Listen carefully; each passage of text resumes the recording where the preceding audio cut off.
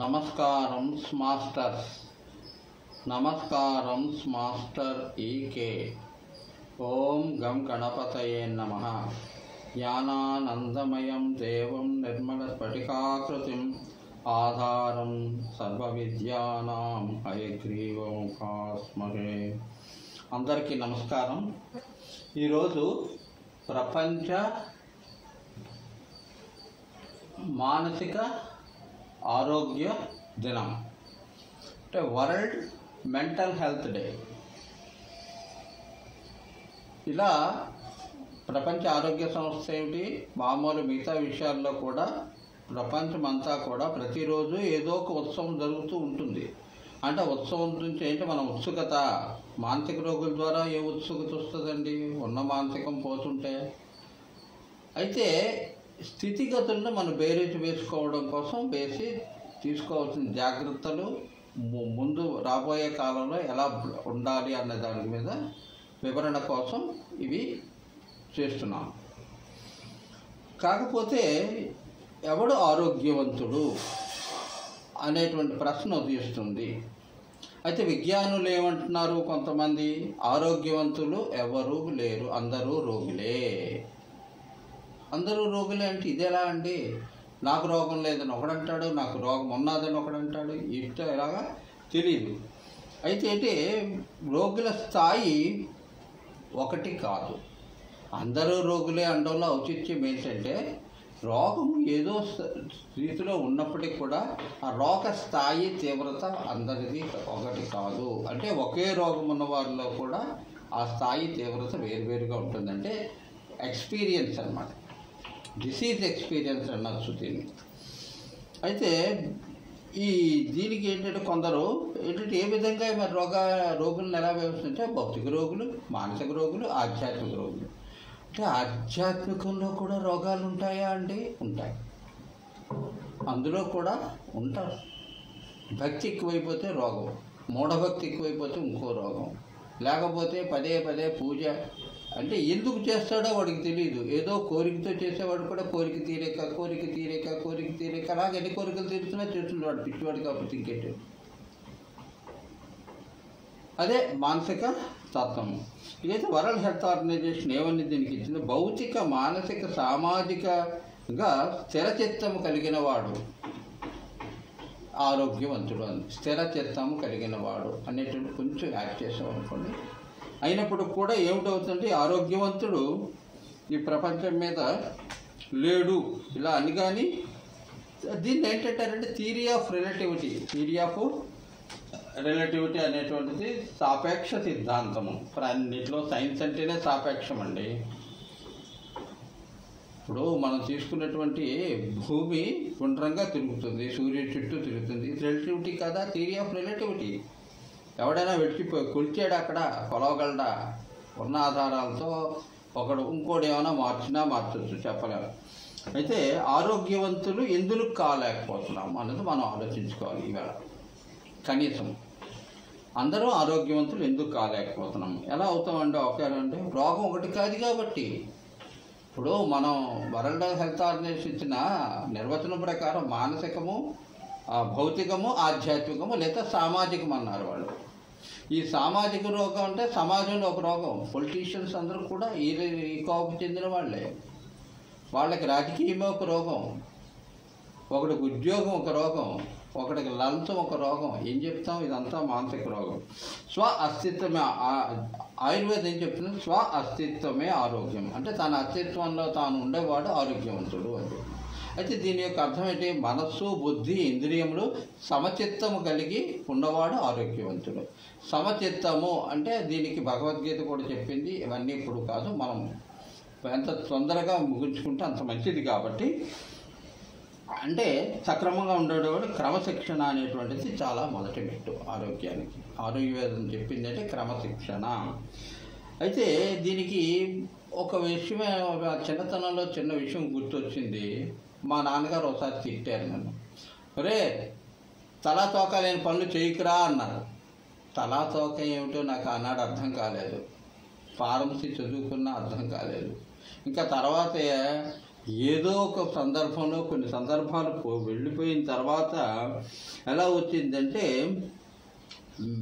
దీని యొక్క విధం అంటే మెడికల్ ఫీల్డ్ ఆంతర్యపు అన్నీ వర్తిస్తాయి. దీనికి అర్థం కాలేదు కానీ సతీ సావిత్రి ఎలా ఉంటుంది అంటే సతీ సావిత్రి సినిమాలో నీ పతి ప్రాణము తప్ప నీ పతి ప్రాణంబు దక్క అన్నీ ఇచ్చేదని అంటే ఇదొకటే. అటువంటిది ఆరోగ్యం. అంటే చిన్నతనంలో విజ్ఞాన శాస్త్ర పుస్తకాల్లో ఏమున్నది అంటే మనకి 3 రకాలు ఉన్నాయి. అంటే నేను ఇప్పుడు తలా తోక దానికి ఎక్స్ప్లెనేషన్ ఇస్తున్నాను. ఇది చాలా ముఖ్యమండి. తల మొండము కాళ్ళు అని ఒక పాత పుస్తకంలో నేను చదివాను చిన్నతనంలోనే. ఆ పుస్తకంలోనే అది ఇప్పుడు అప్పుడు గుర్తుకొచ్చింది. గుర్తుకొస్తే తల మొండము కాళ్ళు చేతులు అంటే దీన్ని ఇంగ్లీష్లో ఏంటంటే head trunk links HTL system. మానవుడు HTL సిస్టమ్. అయితే తల తర్వాత కదిలేవి లింక్స్ అంటే కదిలేవి కాళ్ళు. ఈ తల కాళ్ళు పోతే మధ్యలో ఒకటి ఉందండి, అదే మొండము అంటే తల లేనిది కదలనిది.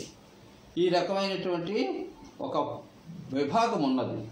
ఆ విభాగం కంఠం నుంచి మనం లెక్క తీసుకున్నట్లయితే దీన్ని మధ్య భాగం అంటారు. చాలామంది దీన్ని యూస్లెస్ అంటారు, అంటే పనికి మాలినది అంటారు. అది ఎందుకు పనికి మాలినది అంటే అది ఉంటేనే మనం ఉన్నాం కదా, ప్రాణం ఉండేది కూడా అందుకే కదా. అటువంటిప్పుడు ఏంటంటే it is a very useful part in this body. అంటే central part is very useful because it has allow us to live in proper manner. ఒక పద్ధతి ప్రకారం మనం ఉండడానికి సహాయకారి అవుతుంది. అందులో ఉండే 3 ప్రధాన విభాగాలు ఉన్నాయి. 1 కిడ్నీ, 2 హార్ట్, 3 లివరు.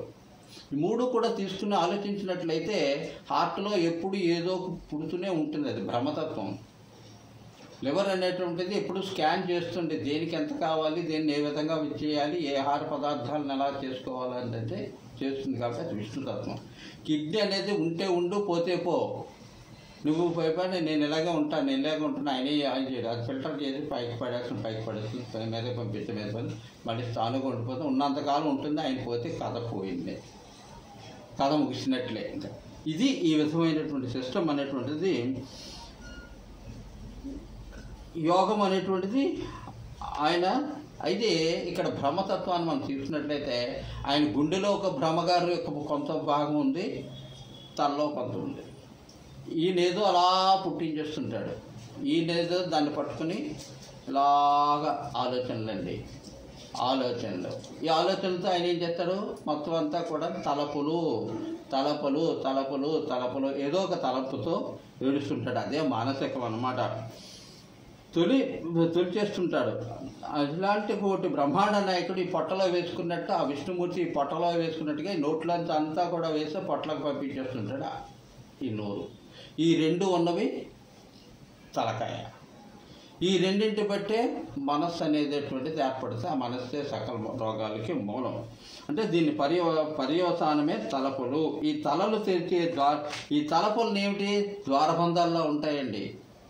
ఇవి బ్రెయిన్లో 2 సిస్టమ్ ఉంటుంది, hemispheres 2, left system right system. ఈ 2 కూడా మనం తీసుకున్నట్లయితే దీన్నంటే దాన్ని ఈ విధంగా చేస్తుంటే ఈ రెండింటి వల్లనే మొత్తం ఇవి 2 తలుపులు లాంటివి. అంటే ద్వారానికి 2 తలుపులు ఉంటే ఒక తలుపు. ఇవే 2 ఆరోగ్యము అనారోగ్యం అన్నది. ఇవి 2 క్రాస్గా వర్క్ చేస్తుంటాయి. సక్రమంగా క్రాస్గా వర్క్ చేస్తుంటే 2 సిస్టమ్లు పర్ఫెక్ట్గా ఉంటాయి. ఒకటి ఆగిపోయినా 2 సక్రమంగా పనిచేయకపోయినా అనారోగ్యానికి వెళ్ళిపోయాయి. ఈ తలుపులు మొత్తం విధానం అంటే ఇది. అయితే మైండ్ హెల్త్ అనేటువంటిది వెరీ ఎసెన్షియల్ పార్ట్ అనేటువంటిది. అయితే నవీన యుగంలో మైండ్ గురించి ఎంత తెలుసుకోవాలని తాపత్రయపడిపోతున్నా మన శాస్త్రజ్ఞులకైతే దాన్ని అంతుపట్టడం లేదు. అసలు మైండా హార్టా అనుకునేటప్పటికీ హార్ట్ అవుతున్నారు తప్ప హార్ట్ తెలుసుకోలేకపోతున్నారు, మైండ్ గురించి తెలుసుకోలేకపోతున్నారు. అయితే ఇంక పోతే ఇలాగా వస్తూనే ఉందండి. ఎవడి గోల వాడు పడుతూనే ఉన్నాడు ఈ మానసిక స్థితిలోనే. అంటే విజ్ఞాన మానసిక స్థితి, అజ్ఞాన మానసిక స్థితి అన్నిట్లోనే. ఈ లోపల మనకు రానే వచ్చింది మహమ్మారి అని పేరు పెట్టేశారు కదండి, కోవిడ్-19 వచ్చిన తర్వాత ఇంకా మరీ చాలా ఘోర స్థితి ఏర్పడిపోయింది మనకి. అయితే మనం ఇక్కడ కొంచెం లెక్కలు ముచ్చటించుకుందాం ఒక నిమిషం. ఏంటంటే ప్రపంచ జనాభాలో 10% మంది న్యూరలాజికల్ డిజార్డర్స్తో సఫర్ అవుతున్నారటండి. ఈనాటి లెక్క కాదు, కోవిడ్ వచ్చినప్పుడు లెక్క. అంటే 2 సంవత్సరాల్లో సంఖ్య పెరిగే ఉంటుంది కానీ తరగదు కదా. మానసిక రోగం వస్తే తగ్గడం అనేది చాలా అరుదండి. ఏంటంటే అదే ఇండియాలో తీసుకున్నట్లయితే 200 million people are suffering from mental disorders. అంటే మానసిక రోగులు 200 మిలియన్లు పైనే ఉన్నారు. ఈ కోవిడ్ పాండమిక్లో ప్రతి 7 ఒకరికి మానసిక డిసీజ్ వచ్చిందటండి. ఇవి ప్రభుత్వాలు ఇచ్చిన లెక్కలు. అయితే ఈ మెడికల్ ఫీల్డ్ ఒప్పుకుంటుందా? Mind is the root cause. Mind ఎందుకు చెడిపోయిందంటే వాళ్ళు చెప్పరు. నువ్వు చెడిపోయావా, మైండ్ చెడిపోయిందా, ఏది చెడిపోయిందో వాళ్ళకి అర్థం కాదు. అయితే హోమియోపతి వాళ్ళు ఒకటి చెప్తున్నారు, సకల మూలాలకి సకల రోగాలకి మనసే కారణమని ఆయుర్వేదం చెప్తుంటే మైండ్ కారణం అని చెప్పి హోమియోపతి వాళ్ళు చెప్తున్నారు. కాబట్టి హోమియోపతి వాళ్ళు చెప్పిన దానికి దగ్గరగానే అది వీళ్ళకి నచ్చదు, అది వాళ్ళకి నచ్చదు. ఎవరికి ఏది నచ్చుతుందో తెలియదు. ఇక్కడ వైద్యంలోనే పిచ్చుంది.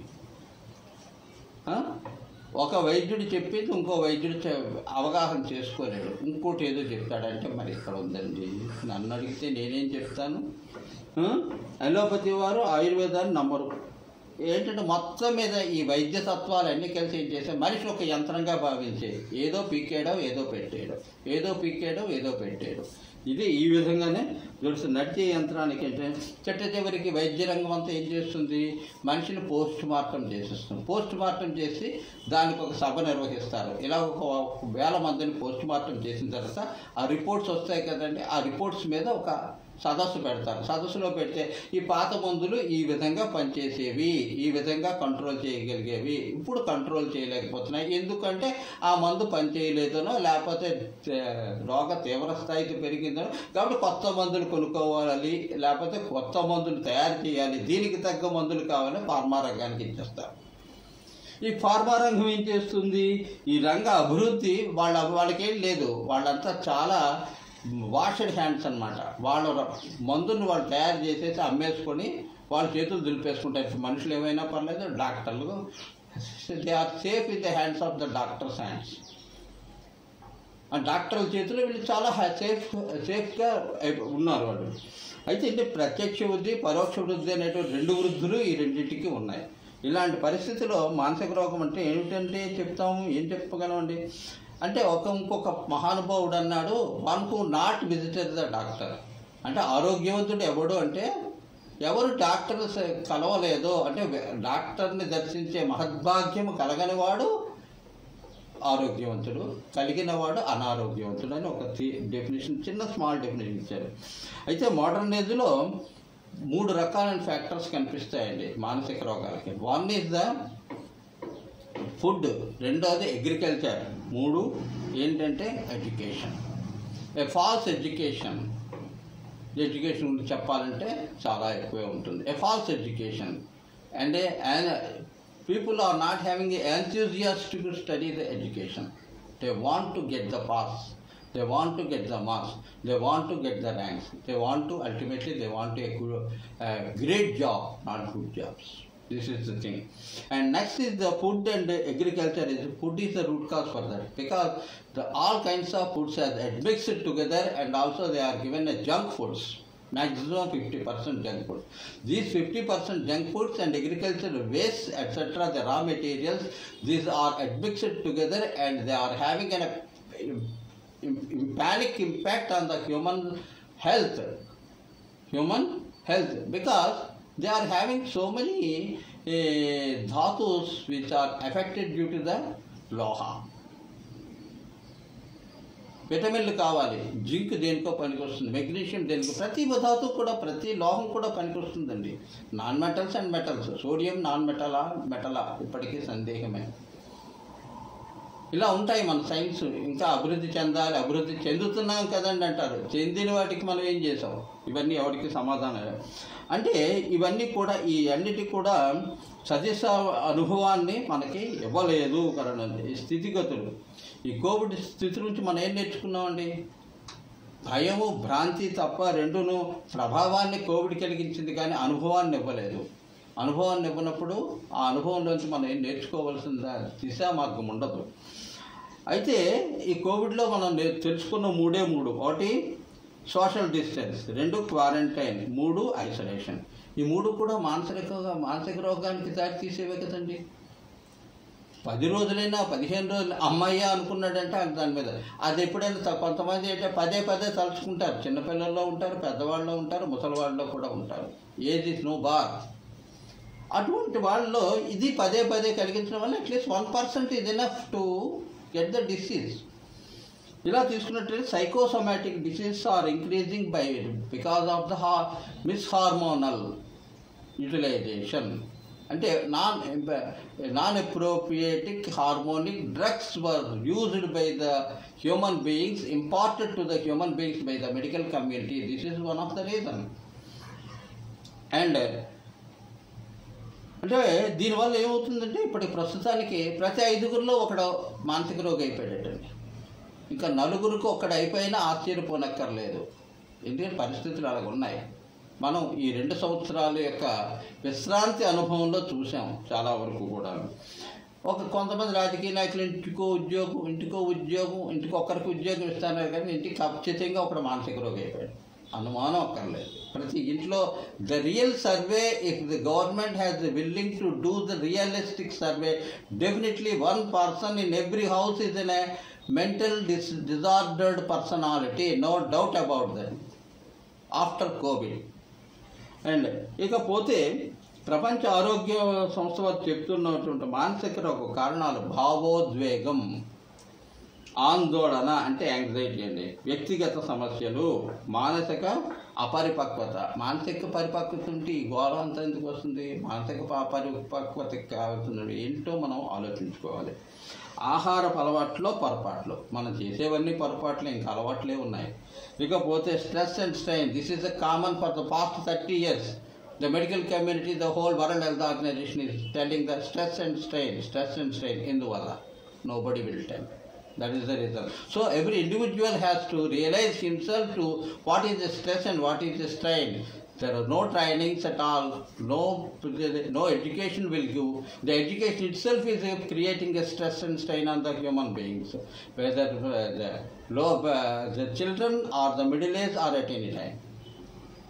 So education is not the studying of 10th class or degree or not something as a medical or something is engineering. Education is a phenomena which is learned by, it is to be learned by the human being from the child when he comes out of the mother's womb to till death. అంటే పుట్టుక దగ్గర చచ్చిపోయేదాకా మనిషికి education అనేది ఉండి తీరాలి, ఉంటుంది. మనం తెలుసుకోలేకపోతున్నాము. ఇదే మానసిక రోగాలకి పెద్ద కారణం. ఇలా పరిశోధన చేస్తూ ఉంటే ఏమవుతుందంటే ఇల్నెస్ డిజార్డర్ అనేటువంటిది చివరికి పరిశోధించే వాళ్ళు చెప్తారు. ఇల్నెస్ డిజార్డర్ అంటే రోగాల్లో కూడా రోగిష్టండి. ఇప్పుడు ఒక డయాబెటిక్ ఉన్నాడు, ఓ 10 మంది డయాబెటిక్స్ ఉన్నారు. అందులో diabetic plus heart, diabetic plus kidney, diabetic plus I, diabetics plus something. That plus something it should be A question mark. So age progress అంటే ఏజు రోగపు ఏజు, రోగం వచ్చి ఎంతకాలం అయింది. Doctor also will questions the first question, మీరు డయాబెటిక్కా? Okay, నేను డయాబెటిక్నే, నాకు sugar రోగం వచ్చింది. ఈ రోగం అంటే ఎన్నాళ్ళు వచ్చిందండి మీకు? అది చెప్తాడు. అయితే మీకు ఈ రోగం ఉండాలి కదండి, ఒకసారి టెస్ట్ చేయించుకోండి. ఇదేగా ఈ టెస్టింగ్ అనేటువంటిది, డిస్క్రిమినేషన్ అనేటువంటిది మానసిక ఒత్తిడి మనిషి రోగి మీద కలిగిస్తుందా కలిగించదా అంటే సేఫ్టీ అండ్ ప్రికాషన్. ఆ ప్రికాషన్ సేఫ్టీలో ఏంటంటే మరికొంచెం the scale of fear is increasing in the human being. That never will it not leads to the illness further. What it is nothing but the mental disorders. So how to prevent it? None can tell. So all the medical communities, the people of homeopathy, the people of allopathy, the people of Ayurveda, the people of something, all the medical systems has to come together and solve this problem. One system cannot solve this problem. So, all the systems, doctors and the leaders are sit together and to think, then only the mental disorders will be realized and recognized properly and treated properly. Until that, it will enhances all the mental disorders. Yoga is it not a treatment? Why I am telling this? Because so many people are prescribing yoga, this yoga, that yoga, that yoga. The yoga is not used for the treatment because, not for the treatment, it is for an accomplishment of humanity in human being. Realize it. Loka samasta sukhno bhavantu. Om shanti shanti shanti.